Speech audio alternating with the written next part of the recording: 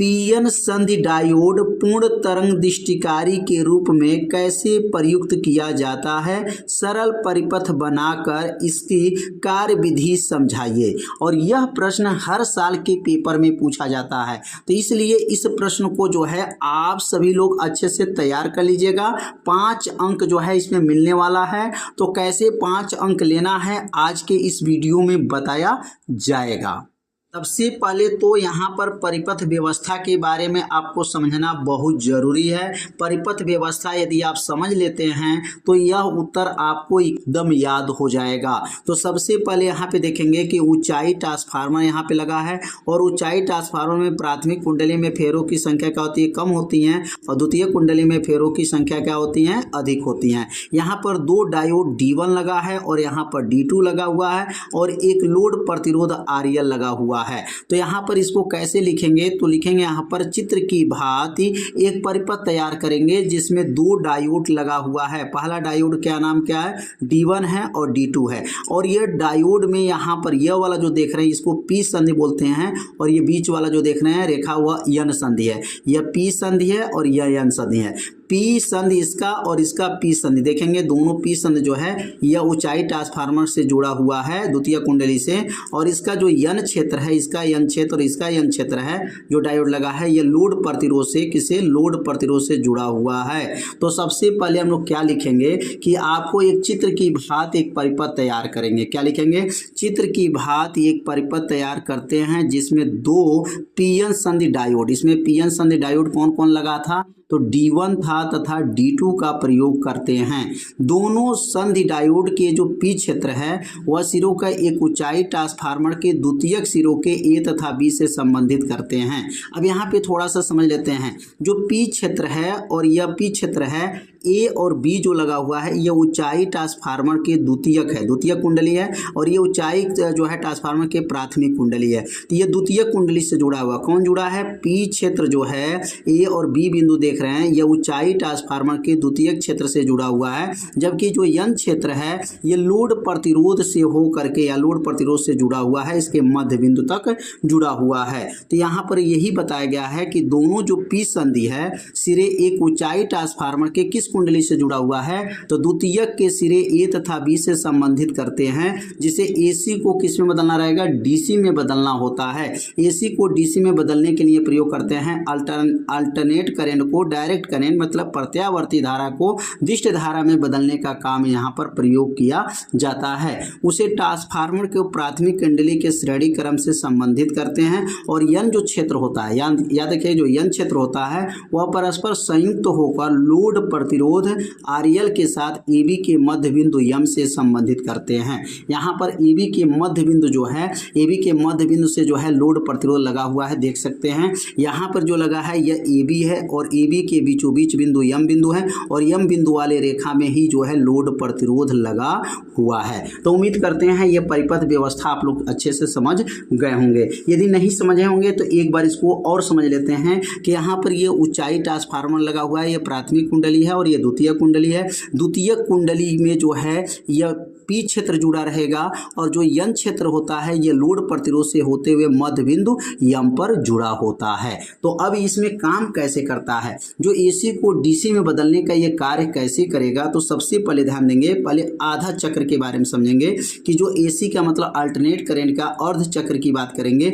अगर यह A सिरा, अगर ध्यान दीजिएगा, अगर A सिरा जो है धन विभव हो जाए, A सिरा क्या हो जाए, धन विभव हो जाए, और जो B सिरा है, ध्यान देंगे A सिरा धन विभव और B सिरा जो है ऋण विभव होता है, तो इस स्थिति में संधि डायोड जो D1 होता है वह जो है D1 अग्र अभिनत होता है, और D2 जो हो जाएगा वह उत्क्रम अभिनत हो जाता है, और इसमें धारा प्रवाहित नहीं होने देता है, जिससे लोड प्रतिरोध में धारा किसे जाएगा, R से L की ओर जो है, R से जो लोड प्रतिरोध जो है धारा किसे, P से Q की ओर जाएगा। अब यह जो है उत्क्रम अभिनत कौन है और अग्र अभिनत कौन है, याद रखिएगा जब A सिरा जो है धन विभव विभव रहेगा और बी सिरा जो ऋण विभव रहेगा तो यह उत्क्रम अभिनत रहेगा। तो इसमें धारा का सप्लाई होगा, लेकिन इसमें धारा का सप्लाई ही नहीं होगा क्योंकि यह उत्क्रम अभिनत हो जाता है। जब इसमें सप्लाई नहीं होगा तो केवल आधा काम करेगा। पहला अगर आधा चक्र बात करते हैं, ए सी जो अल्टरनेट करंट है यहाँ पर ए सी जो लगा हुआ है,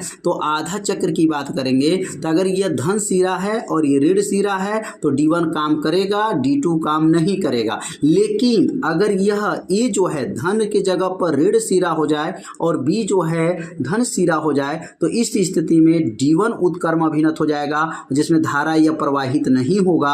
अब तब D2 धारा प्रवाहित तो होने लगेगा। बात को समझिएगा, मैं क्या कहना चाहते हैं। ए धन रहेगा, बी माइनस रहेगा तो D1 काम करेगा, D2 काम नहीं करेगा। लेकिन ए माइनस हो जाए और बी प्लस हो जाए तो D2 काम करेगा, D1 काम नहीं करेगा। यही जो है आधा चक्र और यह आधा चक्र मिलेगा, तो इसलिए इसको नाम रखा जाता है पूर्ण तरंग दृष्टिकारी। पूर्ण तरंग दृष्टिकारी का मतलब एक बार आधा चक्र और एक बार आधा चक्र, दो चक्र आपको चलना है। तो यहाँ लिखेंगे कार्य विधि और कार्य विधि के बारे में समझेंगे कार्य विधि क्या लिखना है। और यही कार्य विधि के बारे में आपको बताया गया है। जो एसी है अल्टरनेट करंट है, इसको बोलेंगे एसी मतलब प्रत्यावर्ती धारा के प्रथम अर्ध चक्र में, प्रथम अर्ध चक्र मतलब आधा चक्र की बात किया जा रहा है कि सिरा अगर ए धन विभव हो जाए और बी जो सिरा है वह ऋण विभव हो जाए, मतलब ए धन हो गया बी क्या हो गया ऋण हो गया, तो इस स्थिति में डायोड जो D1 जो है वह अग्र अभिनत होगा और धारा प्रवाहित होने देता है, जबकि D2 जो है उत्क्रम अभिनत हो जाता है तो धारा प्रवाहित नहीं होने देता है। मतलब D1 धारा बहेगा तो D2 में धारा बहना बंद हो जाता है, जिससे लोड प्रतिरोध किससे होकर धारा बहता है, RL से धारा P से किधर की ओर जाता है, Q को प्रवाहित होती है। तो एक बार और समझ लेते हैं आधा चक्र वाला। जैसे A जो है धन हो गया, B जो है ऋण हो गया, तो यह जो डायोड D1 है काम करेगा लेकिन D2 काम नहीं करेगा। कब नहीं काम करेगा, अगर A प्लस हो B क्या हो माइनस हो तो D2 काम नहीं करेगा, केवल D1 काम करेगा। अगर A माइनस हो जाए और B जो है धन हो जाए तो D2 काम करेगा, D1 काम नहीं करेगा। अब इसके बारे में समझेंगे आधा चक्र के बारे में। अभी वो जो आधा चक्र पढ़े हैं उसी का अब आधा चक्र हो रहा है। तो कहेंगे यहाँ पर AC मतलब जो है प्रत्यावर्ती धारा का द्वितीय अर्ध चक्र में जब सिरा A, अब देखिए सिरा A आ गया, अब A ऋण विभव, पहले क्या था धन विभव था, अब क्या हो गया ऋण विभव पर, तथा सिरा बी धन विभव पर होता है, तो इस स्थिति में डायोड D1 जो हो जाएगा अब उत्क्रम अभिनत हो जाएगा। अब यहाँ पर पहला जो परिपथ था जो D1 था, अब ये उत्क्रम अभिनत होगा तो उसमें धारा प्रवाहित नहीं होने देता है, जबकि D2 जो है डायोड जो है अग्र अभिनत होता है तो इसमें धारा प्रवाहित होने देता है, जिससे लोड प्रतिरोध RL में पुनः उसी दिशा में P से Q की ओर जो है धारा प्रवाहित होती है। इस प्रकार PN संधि डायोड किसके रूप में काम करेगा, पूर्ण दृष्टिकारी के रूप में कार्य करता है। तो पूर्ण दृष्टिकारी के रूप में कार्य का मतलब यह हो गया, इसमें अर्ध चक्र है, आधा चक्र में ध्यान देना है। तो आधा चक्र के बारे में आपको बताया गया कि यदि A धन है तो B माइनस है तो D1 काम करेगा, D2 काम नहीं करेगा। लेकिन अगर A ऋण हो गया और B धन हो गया तो D2 काम करेगा, D1 काम नहीं करेगा। इसलिए ऊपर वाला प्रथम चक्र में आधा कार्य हुआ और द्वितीय में आधा चक्र काम हुआ, तो आधा चक्र और आधा चक्र मिलेगा तो यह पूर्ण कार्य हो जाएगा। इसलिए यहाँ लिखा गया है इस प्रकार PN संधि डायोड पूर्ण दृष्टिकारी के रूप में कार्य करता है। तो उम्मीद करते हैं यह परिपथ आप लोगों को अच्छे से समझ में आ गया होगा। तो पूर्ण दृष्टिकारी का जो है आपको जो है अगर यहाँ पर इसका ग्राफ खींचना चाहें तो यहाँ पर इसका ग्राफ भी खींच सकते हैं। यह पूर्ण दृष्टिकारी का ग्राफ कैसे होता है, यहाँ से आएगा, यहाँ आधा चक्र था, नीचे आएगा तो यह आपको पूरा चला जाएगा, यह पूरा हो जाएगा। यह आधा चक्र के जो रूप में था यह पूरा पूरा हो जाएगा। इसको कहा जाता है पूर्ण दृष्टिकारी रूप में इसका ग्राफ खींचा गया।